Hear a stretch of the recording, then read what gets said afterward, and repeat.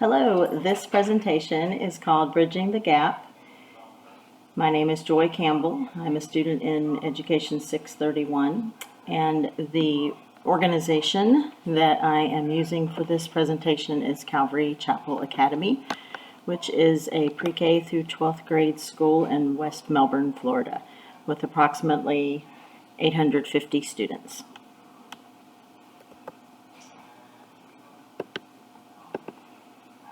Okay, first we're going to talk about the different types of adopters. So the first adopter group is the innovators, and they are the ones who are willing to experience new ideas, and they handle failure and success well. This is the smallest percentage group. The next group is the early adopters. These are the leaders who can provide advice or information about the technology, and they are the ones who guide the members regarding the innovations. The next group is the early majority.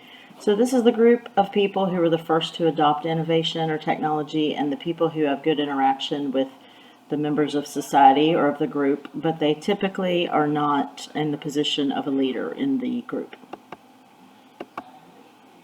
The late majority is a group of people who are hesitant to adopt innovation, and they only do so after they're told they have to or peer pressure from coworkers.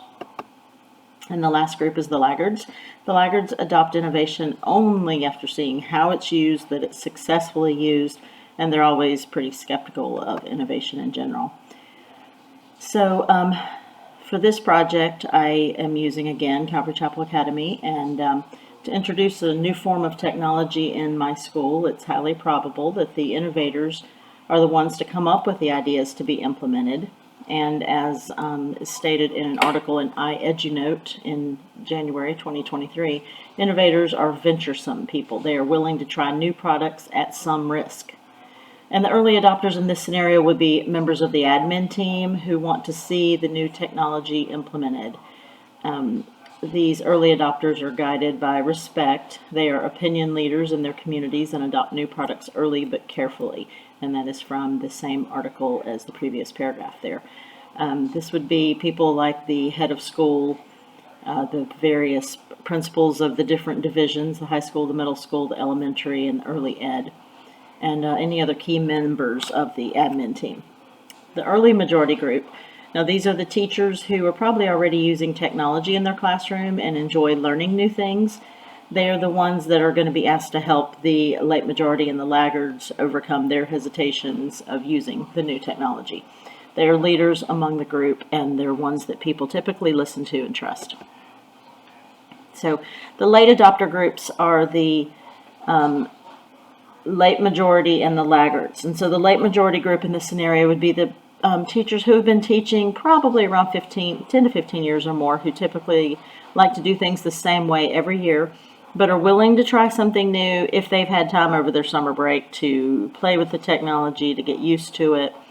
But then the laggards, those are your teachers usually who are your veteran teachers, who are uncomfortable with technology. They're close to retirement age. They only want to do it if they're pushed or required to do so.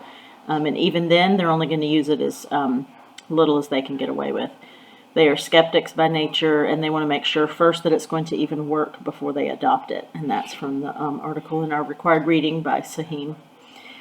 And then biblically, Christ worked with these same types of people when he was here on earth. And immediately when I read the definition of a laggard, I thought of Thomas, doubting Thomas. He was a skeptic, and he needed to see proof.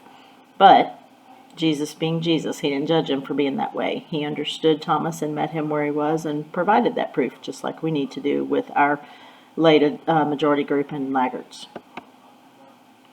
So everything that we do, of course, should be a reflection of the life that Christ modeled for us. Jesus met people where they were. There were some that followed him right away, eagerly and excitedly, and then there's those that doubted, like Thomas, and then everything in between. And he didn't expect us to, or people, when he was here on earth or now, to get our act together and then come to him. He encouraged and loved and accepted and taught people in different ways based on the way that they were wired, the way that he wired them. And in a similar way, we are supposed to meet our teachers where they are in their comfort levels of technology and help them to move forward. We must show patience, perseverance, and encouragement and come alongside them to help them grow and learn. only then can we bridge the gap. And this is my reference screen with my 2 peer-reviewed scholarly articles.